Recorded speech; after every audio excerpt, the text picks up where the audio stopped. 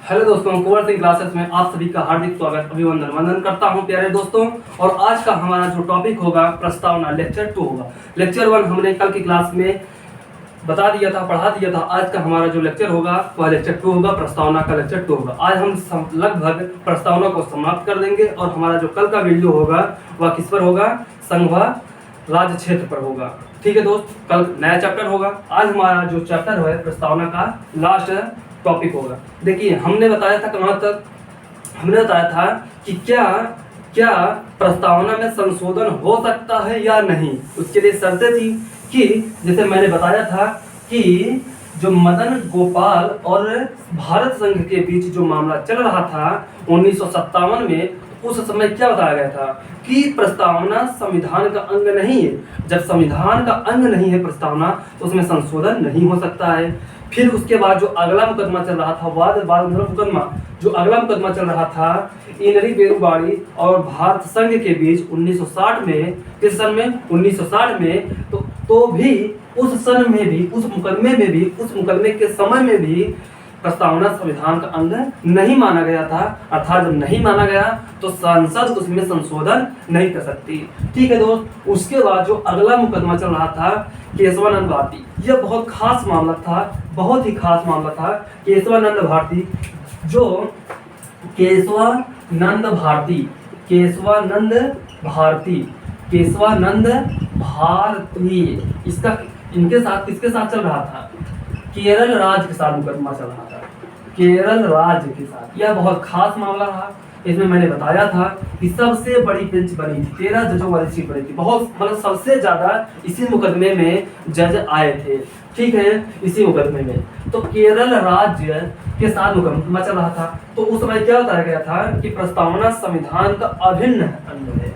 क्या है प्रस्तावना, मैंने कल बताया था कि प्रस्तावना संविधान का अभिन्न अंग है। प्रस्तावना प्रस्तावना प्रस्तावना संविधान का, प्रस्तावना संविधान का अभिन्न अंग है, अभिन्न अभिन्न अंग है, अभिन्न अंग है, अभिन्न अंग है। मतलब इसे भिन्न ही, अलग ही नहीं किया जाता। मतलब नहीं, भिन्न मतलब अलग, इसे अलग ही नहीं किया जा सकता। जब इसे अलग ही नहीं किया जा सकता तो सीधी सीधी सी बात है दोस्त कि इसमें संशोधन हो सकता है।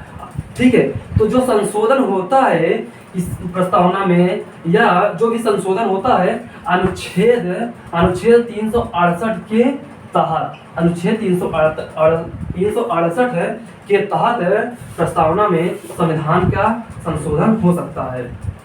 संशोधन मतलब सुधार हो सकता है किसमें, प्रस्तावना में। तो दोस्त देखिए, यह क्या है कि प्रस्तावना में अगर जो भी संशोधन मतलब सुधार, मतलब कि इसमें कोई नई बात जोड़ी जाएगी, कोई बात हटाई जाएगी। मतलब कि सुधार होने का मतलब कुछ जुड़ भी सकता है, कुछ हट भी सकता है। तो वैसे हटने की चांस तो बहुत ज्यादा कम होती है। मतलब कि यह कहा जा गया है कि संविधान की पुस्तक में जितना हो सके उतना शब्द को जोड़िए, हटाने का प्रयास उतना नहीं किया जा सकता। मतलब कि सबसे ज्यादा जो प्रयास होता है इसमें सुधार करने का प्रयास होता है, तो उसमें शब्दों को जोड़ने का काम होता है। मतलब अच्छे अच्छे शब्द, अच्छे अच्छे नियमों को उसमें क्या मेंशन करना होता है। ठीक, यही ज्यादा अधिकार है लोगों के पास। तो देखिए, अब बात आती है कि जो प्रस्तावना में अभी तक एकमात्र सुधार हुआ है, एकमात्र संशोधन हुआ है, वो भी कौन सा संशोधन है, 42वां संविधान संशोधन सन 1976 में। 42वां संविधान संशोधन सन 1976 में, 42वां संविधान संशोधन, 42वां संविधान संशोधन, 42वां संविधान संशोधन, 42वां संविधान संशोधन सन 1976, सन 1976 में हुआ था एकमात्र संशोधन। देखिए, इसके पहले भी जो संशोधन हुआ रहा होगा, कुछ न कुछ तो संशोधन हुआ रहा होगा, लेकिन जो 42वें नंबर पे संशोधन हुआ था वो प्रस्तावना हुआ। यही एकमात्र संशोधन प्रस्तावना में तब से आज तक हुआ है। ठीक, उसमें जोड़ा क्या गया है, कुछ शब्द जोड़े गए हैं, कुछ शब्द बहुत ही खास शब्द, बहुत ही महत्वपूर्ण शब्द जोड़े गए हैं। जैसे कि पहले पैराग्राफ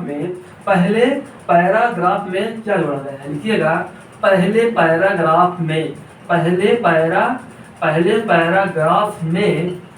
पैराग्राफ में जोड़ा गया है क्या, बहुत महत्वपूर्ण शब्द जोड़े गए हैं। क्या जोड़े गए हैं? सामाजिक। देखिए चूंकि देखिए इसमें हम आपको टेलीग्राम पर भेजेंगे प्रस्तावना का पीडीएफ। उसमें आप लोग देख लीजिएगा दोस्त, उसमें देख लीजिएगा कि हाँ प्रस्तावना को कैसे लिखा गया है, कहाँ कामा लगाया गया है, कहाँ कामा नहीं लगाया गया है, सारी बात उसमें क्या कहते हैं लिखा गया, हम आपको भेजेंगे। देखिए तो आप लोग वहां से देख लेंगे, क्योंकि यहाँ पे अगर स्मार्ट बोर्ड होता तो यहाँ पे हम पीडीएफ है तो देते, यहाँ से आप लोग देख लेते, लेकिन ये बोर्ड तो ऐसा व्यवस्था है नहीं।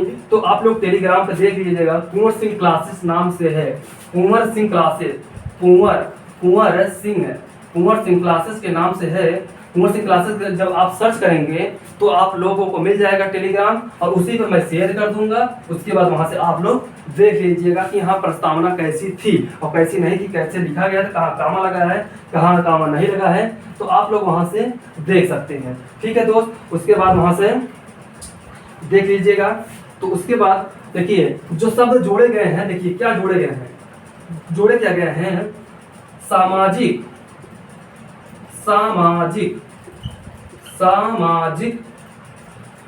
पंथ निरपेक्ष, सामाजिक पंथ निरपेक्ष या धर्म निरपेक्ष, एक ही बात है, पंथ निरपेक्ष या धर्म निरपेक्ष। मैं बताता हूँ इन सब का मतलब, क्योंकि कठिन वर्ड है। पंथ निरपेक्ष, धर्म निरपेक्ष, यह एक ही बात है। सामाजिक यह पहले पैराग्राफ में जोड़ा गया है, ठीक है। और जो छठे पैराग्राफ में जोड़ा गया है, उसमें अखंडता शब्द को जोड़ा गया है। कौन सा शब्द? अखंडता शब्द को जोड़ा गया है। देखिए मतलब, देखिए सामाजिक का मतलब ये होता है कि समाज में जितने भी लोग रहने वाले लोग हैं, अर्थात देश में प्रत्येक नागरिकों को समान अधिकार मिलेगा। मतलब अगर सरकार के द्वारा जो भी योजनाएं चलाई जाएंगी वह सबके हित में होगा, वह चाहे अमीर होगा चाहे गरीब होगा। अगर अमीर होगा तो उसके अगर हित में चलाई जाएगी तो जितने अमीर के व्यक्ति हैं उस योजना का लाभ अमीर व्यक्ति उठाएगा। अगर गरीब के हित में कोई भी योजना अलग से चलाई जाएंगी तो गरीब वर्ग का जो भी व्यक्ति होगा उस योजना का लाभ उठाएगा। अर्थात सरकार के द्वारा जितने भी संसाधनाएं चलती हैं, हर एक संसाधन का हर एक व्यक्ति लाभ उठाएगा। मतलब कि उनमें समाज में या देश की जनता में कोई भेदभाव नहीं किया जाएगा कि कोई आदमी मोटा है, पतला है, नीचा है, ऊपर है, कैसा नहीं, कोई मतलब नहीं। उसमें एक बराबर एक समान उनको क्या मिलेगा, मतलब कि उनको क्या मिलेगा, हर एक प्रकार का क्या कहते हैं संसाधन मिलेगा।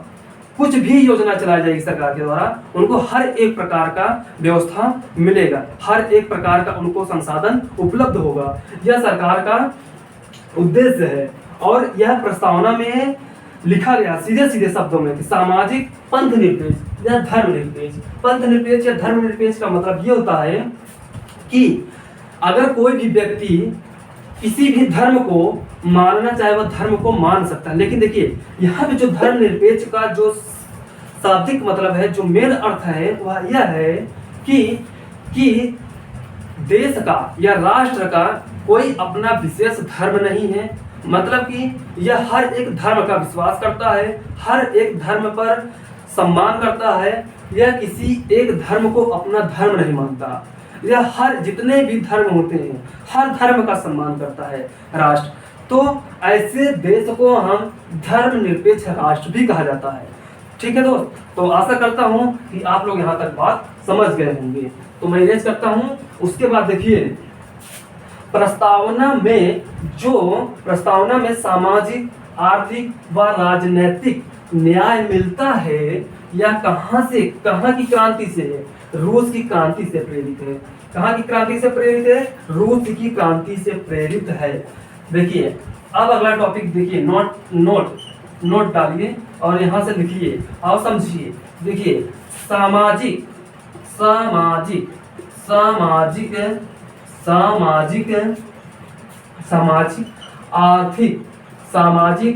आर्थिक, सामाजिक, आर्थिक व राजनैतिक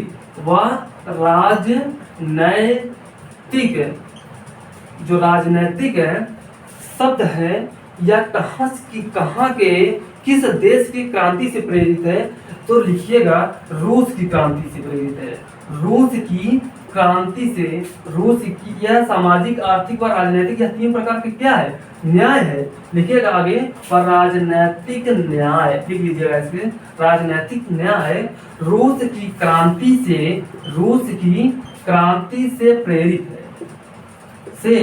प्रेरित है। मतलब मैंने बताया था प्रेरित होने का मतलब, कॉन्सेप्ट का मतलब कि वहां के संविधान से, रूस के संविधान से, जो वहां के संविधान में तीन प्रकार का, रूस का जो संविधान था तो वहां पे तीन प्रकार का न्याय बताया गया था, सामाजिक, आर्थिक व राजनैतिक। तो रूस की क्रांति से प्रेरित है। जबकि स्वतंत्रता, लिखिएगा आगे, स्वतंत्रता, समानता, स्वतंत्रता, समानता, स्वतंत्रता, समानता, स्वतंत्रता, समानता और अखंडता कहाँ के संविधान से प्रेरित है, और अखंडता कहाँ के संविधान से प्रेरित है, फ्रांस की क्रांति से प्रेरित है।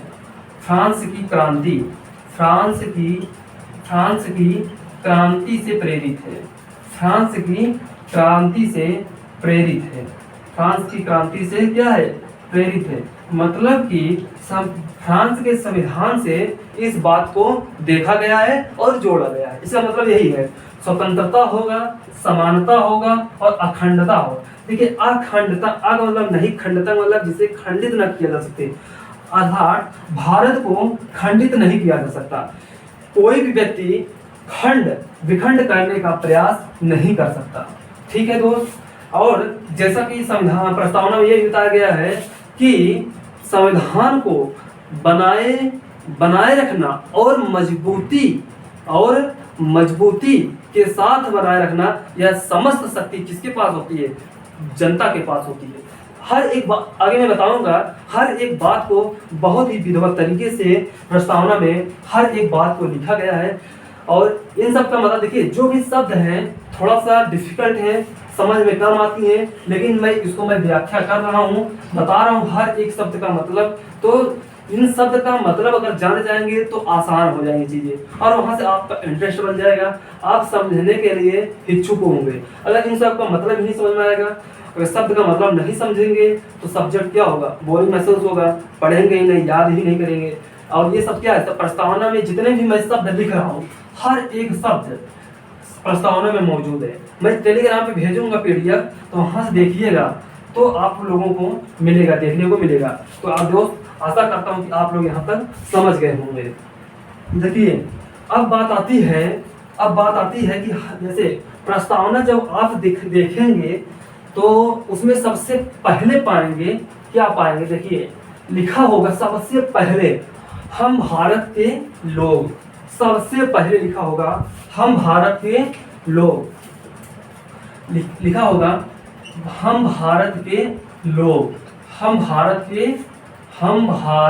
लोग, हम भारत के लोग, हम भारत के लोग। तो हम जगह ऐसे कामों में लगाए, मतलब कि कहाँ कामा लगा है, कहाँ नहीं लगा है, मतलब बहुत ही अच्छी तरीके से आप लोग देख लीजिएगा और कैसे लिखा गया, कैसे नहीं लिखा गया है।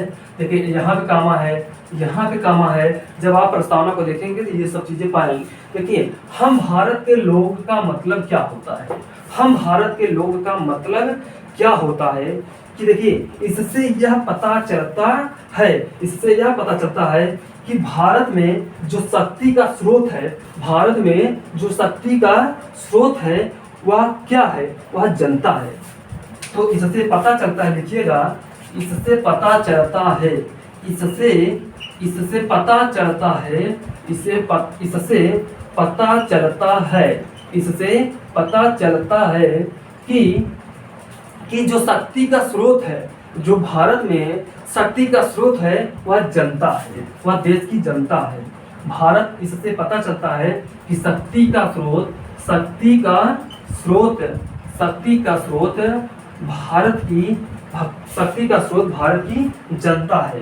भारत में, ठीक है, शक्ति का स्रोत भारत की जनता है। हम भारत के लोग से मतलब यही है, ठीक है, शक्ति का स्रोत भारत की जनता है, ठीक है।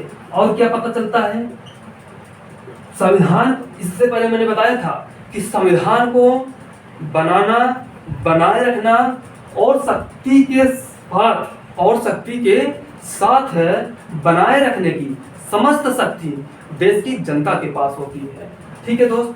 तो यहाँ पे अगर लिखेंगे तो समय ज़्यादा जाएगा। मैं ये नहीं चाहता कि बात मतलब कि वही हो और जो इम्पोर्टेंट हो, और आप लोग कुछ बातों को सुनिए और मन में बैठाइए। हर एक अगर बात को मैं यहाँ पे लिखूंगा तो बातें बहुत होंगी, वीडियो लंबी होगी और जो कि बहुत ज़्यादा मतलब नहीं निकलेगा। तो मैं शॉर्ट फॉर्म में पढ़ाने की कोशिश करता हूँ जिससे कि आपका भी टाइम बचे और हमारा भी टाइम बचे, ठीक है। और चूँकि वीडियो को अपलोड करने में भी समय लगता है और जिसमें ज़्यादा भी नेट का क्या होता है, इन्वेस्ट होता है, तो इसलिए मैं ज़्यादा इसको लिखना नहीं चाहता। देखिए उसके बाद देखिए हम भारत के लोग, देखिए इसमें बहुत सारे शब्द हैं। हर एक शब्द का मतलब देखिए, हम शब्द को पढ़ते हैं और आप लोग सुनिएगा कि जैसे कि हम प्रस्तावना को पढ़ते हैं, बहुत सारे शब्द हैं और हर एक शब्द का मतलब देखिए, जैसे कि संपूर्ण प्रभुत्व संपन्न, संपूर्ण प्रभुत्व संपन्न लिखा है शब्द। प्रस्तावना को आप पढ़ेंगे, जब उठाएंगे आप संविधान की पुस्तक को, तो देखिए इसमें बहुत सारे शब्द हैं। देखिए अब ज्यादा कुछ है नहीं इसमें, बस हम शब्द का मतलब बताएंगे कि जो प्रस्तावना में शब्द लिखे गए हैं उन सब शब्दों का मतलब क्या है। तो हमारे फोन में PDF है, प्रस्तावना का फोटो है, और मैं उससे देखकर मैं आपको हर एक शब्द का मतलब बताता हूँ कि हाँ इस शब्द का मतलब क्या है, क्योंकि इसमें बहुत सारे शब्द हैं और हर एक शब्द का मतलब समझिए। देखिए जैसे लिखा है इसमें संपूर्ण प्रभुत्व संपन्न, एक शब्द है संपूर्ण प्रभुत्व संपन्न, एक शब्द है संपूर्ण प्रभुत्व संपन्न, संपूर्ण प्रभुत्व संपन्न, संपूर्ण प्रभुत्व संपन्न, संपूर्ण प्रभुत्व संपन्न। देखिए इसका मतलब क्या होता है, देखिए हर एक शब्द का मतलब देखिए, ये ऐसी बातें लिखेंगे संपूर्ण प्रभुत्व संपन्न, जब प्रस्तावना उठाएंगे उसमें देखेंगे ऐसे लिखा होगा। अब जिसको नहीं मालूम होगा कि संपूर्ण प्रभुत्व संपन्न होता क्या है, उसे एडमिक लगेगा। तो हर एक शब्द का मेरे पास PDF है फोन में, मैं फोन से देखता हूँ कि हाँ इसमें कौन कौन से शब्द मौजूद हैं और हर एक शब्द का मैं मतलब बताता हूँ। क्योंकि मुझे अभी तो याद है नहीं कि प्रस्तावना में कौन कौन से शब्द लिखे गए हैं, हर एक शब्द माइंड में तो अभी है नहीं, क्योंकि अभी हम भी क्या कर रहे हैं, कंपटीशन की तैयारी कर रहे हैं। तो अभी हमारे मन में हर एक प्रस्तावना में जितने भी शब्द हैं, सब शब्द का मतलब तो पता है, लेकिन हर एक शब्द नहीं आता कि हाँ कितने, क्योंकि बहुत सारी शब्द का वहाँ पे वर्णन है, तो हर एक शब्द मन में तो है नहीं। तो वहाँ से मैं देखता हूँ कि संपूर्ण प्रभुत्व संपन्न, बहुत जितने भी शब्द हैं हर एक शब्द का मतलब बताऊंगा, ठीक है। संपूर्ण मतलब पूर्ण, मतलब पूरा, मतलब पूरी तरीके से क्या होगा, स्वतंत्र होगा, संपन्न होगा, मतलब किसी भी देश का, किसी भी बाहरी देश का हस्तक्षेप नहीं होगा, दबाव नहीं होगा, देश जो भी चाहेगा देश वो करेगा, वह अपने इच्छा के अनुसार काम करेगा। ऐसा नहीं है कि कोई देश अगर जो कहे वह हमारा देश करेगा, ऐसा नहीं। हमारे देश का जो भी विचार होगा वह अपने विचार के से चलेगा, किसी दूसरे देश के विचार से नहीं चलेगा। तो इसमें सीधे सीधे प्रस्तावना में संपूर्ण प्रभुत्व संपन्न ऐसे शब्दों का लिखा गया है, वर्णन किया गया है। देखिए अगला शब्द है लिखा गया समाजवादी, अगला शब्द लिखा गया है समाजवादी। देखिए समाजवादी का मतलब क्या होता है, समाजवादी, देखिए इसका मतलब क्या होता है, इसके पहले मैंने बताया भी था, सामाजिक समाजवादी। देखिए समाज में जो भी होगा, मैंने बताया था समाज में सरकार के द्वारा जो भी संसाधन चलाई जाएंगी वह सबके हित में चलाई जाएंगी। हर एक वर्ग का, चाहे वह OBC वर्ग का हो, चाहे जनरल वर्ग का हो, चाहे ST, चाहे SC, चाहे जिस वर्ग का हो, हर एक वर्ग को हर एक प्रकार का जो भी संसाधन चलाई जाएंगी सरकार के द्वारा, वह हर एक संसाधन का लाभ उठाने में क्या होगा, समर्थ होगा, मतलब कि वह उसका अधिकार होगा। ठीक है, समाजवादी। ठीक, उसमें प्रस्तावना में इस शब्द का भी क्या है, वर्णन है, लिखा गया है, सीधे सीधे शब्दों में लिखा गया है, समाजवादी। देखिए अगला शब्द है पंथ निरपेक्ष या धर्म निरपेक्ष। मैंने बताया था, इसके पहले भी बताया था कि पंथ निरपेक्ष या धर्म निरपेक्ष का मतलब यही होता है कि देश का कोई अपना स्वयं है क्या नहीं है, धर्म नहीं है। मतलब ये किसी विशेष धर्म को अपना धर्म नहीं मानता कि हम इस धर्म को मानेंगे, या जितने भी धर्म होते हैं धरती पे हर एक धर्म का सम्मान करता है, हर एक धर्म को मानता है, अर्थात इसका कोई एक अपना विशेष धर्म नहीं है। तो पंथ निरपेक्ष या धर्म निरपेक्ष का मतलब एक ही होता है दोस्त। प्रस्तावना को मैं जरूर पीडीएफ में भेजूंगा टेलीग्राम पे, कुंवर सिंह क्लासेस को आप सर्च करिएगा, उसमें आप पाएंगे। ठीक है, मैं प्रस्तावना को भेजूंगा, जैसे वीडियो समाप्त होगा वैसे ही हम अपने फोन से टेलीग्राम पर सेंड कर देंगे। देखिए अगला जो शब्द होगा, अगला शब्द का मतलब देखिए लोकतंत्र लिखा है। अगला शब्द क्या है, लोकतंत्र है। देखिए लोकतंत्र का मतलब क्या होता है, एक होता है लोकतंत्र, एक होता है राजतंत्र। एक होता है लोकतंत्र, एक होता है राजतंत्र। लोकतंत्र और राजतंत्र का मतलब है, मैं समझता हूँ कि आप लोग जानते भी होंगे बहुत पहले से, लोकतंत्र और राजतंत्र। देखिए लोक मतलब लोकतंत्र का मतलब तंत्र मतलब सिस्टम, लोकतंत्र तंत्र, और राजतंत्र लोकतंत्र और राजतंत्र। देखिए इसका मतलब कि लोगों का तंत्र, लोगों का शासन, लोगों के द्वारा चुनी जाएगी, क्या मतलब जहां पे जनता का क्या चलता हो, शासन चलता हो, वहां पर लोकतंत्र। हमारे देश में लोकतंत्र है कि राजतंत्र, लोकतंत्र। राजतंत्र पहले था लेकिन अब नहीं। राजतंत्र मतलब जहां पर राजा की चलती हो, जहां पर राजा का हाव भाव हो, जहां पे राजा का बोलबाला हो वहां राजतंत्र, जहां पे जनता का बोलबाला हो वहां पे लोकतंत्र। तो इसका मतलब आप समझ रहे होंगे। तो अगला शब्द होगा गणतंत्र या गणराज्य। इसका मतलब देखिए गणतंत्र या गणराज्य, इसका मतलब देखिए गणतंत्र या गणराज्य का मतलब होता है कि देखिए शब्द का पहले लिखिए गणतंत्र या गणराज्य। गणतंत्र, देखिए हर एक शब्द का मैं मतलब इसमें बता रहा हूं, बाकी ये शब्द सारे शब्द प्रस्तावना में देखने को मिलेंगे। आप लोग जरूर देखिएगा, जरूर पढ़िएगा, एक बार नहीं 10 बार पढ़िएगा, बार बार पढ़िएगा, तो सारे शब्द कुछ न कुछ शब्द दिमाग में बैठ जाएंगे कि हाँ कौन कौन से शब्द उसमें मौजूद हैं। तो गणतंत्र, गणतंत्र या गणराज्य, सब दोनों का मतलब एक ही है, गणराज्य। देखिए इसका मतलब क्या होता है, गणतंत्र या गणराज्य का मतलब होता है कि जिस देश में वंशानुगत शासन न हो, जिस देश में वंशानुगत शासन न हो या सरकार न हो, शासन न हो या सरकार न हो, सरकार न हो। मतलब कि जैसे अगर कोई व्यक्ति प्रधानमंत्री बन गया तो अगली पंचवर्षीय में निश्चित रूप से उसका बेटा ही बने प्रधानमंत्री, फिर से अगली पंचवर्षीय में उसका बेटा ही प्रधानमंत्री बने। तो वहां पे गणतंत्र व गणराज्य नहीं रह गया। तो गणतंत्र और गणराज्य का मतलब हो गया कि जहां पर क्या हो, निर्वाचन हो, चुनाव हो और जनता उसे चुने, जिस व्यक्ति को चाहे उस व्यक्ति को चुने। मतलब कि जैसे पहले होता था कि राजा का बेटा राजा, राजा का बेटा राजा, मतलब कि वहां पर एक ही फैमिली का सदस्य ही क्या करता था, शासन करता था, सरकार चलाता था। लेकिन अब तो लोकतंत्र है, अब ऐसा है नहीं। जनता क्या करती है, प्रत्यक्ष रूप से सरकार चुनती है, चुनाव होता है, निर्वाचन होती है, तब सरकार बनती है। तो वहां पे ऐसे देश को हम गणतंत्र या गणराज्य कहते हैं कि जहां पर वंशानुगत शासन न हो, अर्थात जनता चुनती हो, जहां पे सरकार जनता के द्वारा चुनी जाती हो, चुनाव होता है, निर्वाचन होता है, ऐसे देश को हम गणतंत्र या गणराज्य देश कहते हैं, या गणराज्य राष्ट्र कहा जाता है। तो दोस्त और देखिए ये गणतंत्र और गणराज्य का मतलब आप लोग समझ गए होंगे।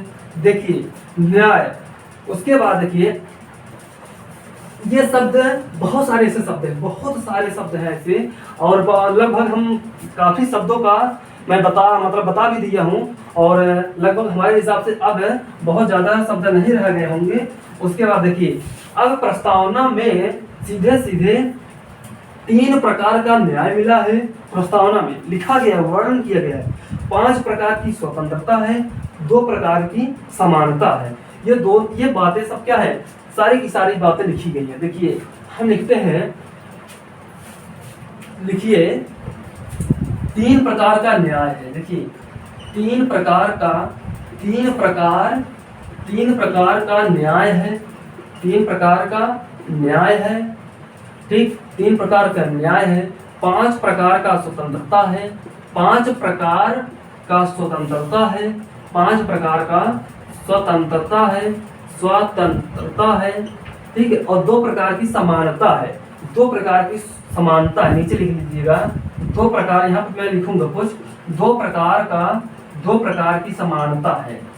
तो कौन सी समानता, तो कौन सी स्वतंत्रता और कौन सा न्याय और कौन सी समानता, 2 प्रकार की समानता है मैं लिखूंगा, 5 प्रकार की स्वतंत्रता लिखूंगा, कौन कौन सी स्वतंत्रता है, 3 प्रकार का न्याय है, कौन कौन सा न्याय है लिखता हूँ। देखिए 3 प्रकार का न्याय मिलता है, 5 प्रकार का स्वतंत्रता मिलता है।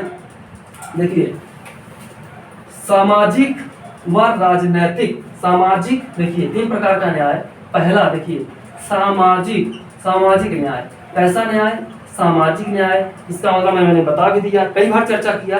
सामाजिक न्याय का मतलब ये होता है कि समाज में हर एक प्रकार का संसाधन का क्या होगा, हर एक व्यक्ति, देश में रहने वाला प्रत्येक व्यक्ति, प्रत्येक नागरिक सरकार के द्वारा चलाई जाने वाली संसाधन का क्या करेगा, उपयोग करेगा, लाभ उठाएगा। ऐसा नहीं, और जनता के बीच में, लोगों के बीच में किसी भी प्रकार का भेदभाव नहीं होगा। जो सबसे निचला व्यक्ति जिस संसाधन का लाभ उठाएगा, उससे जो भी ऊपर का व्यक्ति होगा वो भी व्यक्ति उस संसाधन का लाभ उठाएगा। ऐसा नहीं है कि जो अमीर व्यक्ति होगा वही उठाएगा, गरीब वर्ग का जो है वो नहीं उठा पाएगा, नहीं, समान व्यवहार किया जाएगा। समाज में कोई भी भेदभाव नहीं किया जाएगा, ठीक। या 3, अगर ऐसा होता है, अगर सामाजिक न्याय नहीं मिलता है तो आप सीधे कहाँ जा सकते हैं, सुप्रीम कोर्ट, सर्वोच्च न्यायालय जा सकते हैं। आपके पास क्या है, अधिकार है, क्योंकि प्रस्तावना में 3 प्रकार का न्याय मिला है, ठीक है। तो अगला क्या है, आर्थिक न्याय। कैसा न्याय है, आर्थिक न्याय है। आर्थिक न्याय मतलब कि पैसा से संबंधित न्याय है। जैसे अगर किसी मंत्री का लड़का अगर बन गया, मान लेते हैं टीसीएस बन गया, टीसीएस, तो अगर उसकी सैलरी मान लेते हैं कि 1.5 लाख, कितना है, 1.5 लाख है, तो एक अगर किसान का बच्चा अगर टीसीएस बन गया तो उसकी भी सैलरी 1.5 लाख होगी। ऐसा नहीं है कि मंत्री के लड़के का 1.5 लाख होगा और जो किसान वर्ग का बच्चा जाएगा उसका 1 लाख होगा, नहीं। आर्थिक न्याय, अगर उसके साथ ऐसी व्यवहार किया जाएगा, ऐसा भेदभाव किया जाएगा तो सीधे कहाँ जा सकता है, सुप्रीम कोर्ट जा सकता है। उसे क्या है, 3 प्रकार के न्याय, मतलब 3 प्रकार के न्याय में आर्थिक न्याय मतलब पैसों से संबंधित भी उसे न्याय मिलेगा, ठीक है। तो उसके बाद देखिए सामाजिक न्याय मिल गया, आर्थिक न्याय मिल गया, ठीक है। तो उसके बाद एक न्याय और कौन सा, सामाजिक न्याय, आर्थिक न्याय, और एक प्रकार का न्याय मिलता है इनको। देखिए अभी याद नहीं आ रहा, मैं बताऊंगा अभी। 5 प्रकार की स्वतंत्रता देख लीजिएगा, 5 प्रकार की स्वतंत्रता। देखिए विचार, पहला विचार, अभिव्यक्ति की स्वतंत्रता, अभिव्यक्ति की स्वतंत्रता, ठीक है। उसके बाद विश्वास की स्वतंत्रता, ठीक है। उसके बाद इसको नीचे लिखिए, मिटा दीजिए, फिर से लिख दूंगा, विश्वास की स्वतंत्रता। उसके बाद धर्म की स्वतंत्रता, उसके बाद उपासना की स्वतंत्रता। देखिए, हाँ देखिए याद आ गया, सामाजिक, आर्थिक व राजनैतिक न्याय। ये प्रकार का कौन सा न्याय है, राजनैतिक न्याय। ये भी राजनीतिक का मतलब कि जैसे कि चाहे जो भी व्यक्ति अगर चुनाव लड़ना चाहता है तो उसका अधिकार है, वह लड़ सकता है। ऐसा नहीं है कि जो मंत्री पहले से बन चुका है वही फिर से चुनाव लड़ सकता है। किसी का अगर इच्छा हो चुनाव लड़ने का या किसी भी राजनीतिक से संबंधित कुछ भी जो योजनाएं होती हैं वह चलाई जाती हैं तो सबके हित में, मतलब राजनैतिक मतलब कि चुनाव या जो राजनीति होती है उनसे संबंधित कोई भी किसी भी प्रकार का भेदभाव नहीं किया जाएगा। अगर राष्ट्रपति बनने की उम्र 35 वर्ष है, अगर मान लेते हैं जनरल वर्ग का है तो हर एक वर्ग का भी होगा। ऐसा नहीं है कि SC ST उनको मतलब 25 साल का हो जाएगा वह, क्या कहते हैं, फॉर्म भर दें और चुनाव लड़ जाए, ऐसा नहीं है। अगर 35 साल है तो सबके लिए, नहीं है तो किसी के लिए नहीं है। मतलब राजनीतिक मतलब चुनाव से संबंधित न्याय मिलता है। ठीक है, प्रस्तावना में ये भी वर्णन किया गया है। ठीक, विचार, अभिव्यक्ति, विश्वास, धर्म, उपासना, यह 5 प्रकार की स्वतंत्रता है। विचार की स्वतंत्रता, अभिव्यक्ति की स्वतंत्रता, विश्वास की स्वतंत्रता, धर्म की स्वतंत्रता, उपासना की स्वतंत्रता। देखिए, विचार का मतलब ये होता है कि आपके अंदर जो भी विचार है आप उसको प्रकट करने में स्वतंत्रता है। अभिव्यक्ति का भी मतलब होता है कि अपने अंदर की विचार प्रकट करना। जैसे अगर आपकी इच्छा है सुबह उठ करके गुड मॉर्निंग करना, शाम को गुड इवनिंग करना, तो ये आपकी इच्छा है। आपकी इच्छा पर कोई कंट्रोल नहीं कर सकता, आपकी इच्छा को कोई दबा नहीं सकता। ये आपके पास क्या है, स्वतंत्रता है। आपको स्वतंत्रता मिली है। कोई आपके अंदर की भावनाओं को आप अगर किसी को व्यक्त करना चाहते हैं तो आप व्यक्त कर सकते हैं। आपके भावनाओं को, आपके विचारों को कोई दबा नहीं सकता है। ठीक, किसी का कंट्रोल नहीं होता है, खुद का कंट्रोल होता है। ठीक है, किसी का दबाव नहीं होता। यह अभिव्यक्ति है। विश्वास, देखिए अगर विश्वास, आप किसी भी व्यक्ति के ऊपर विश्वास कर सकते हैं, आप स्वतंत्रता है। आप किसी कोचिंग संस्था में अगर मान लेते हैं, जिस कोचिंग संस्था में अगर आपका विश्वास करने के लायक अगर वो कोचिंग नहीं है तो आप विश्वास मत करिए।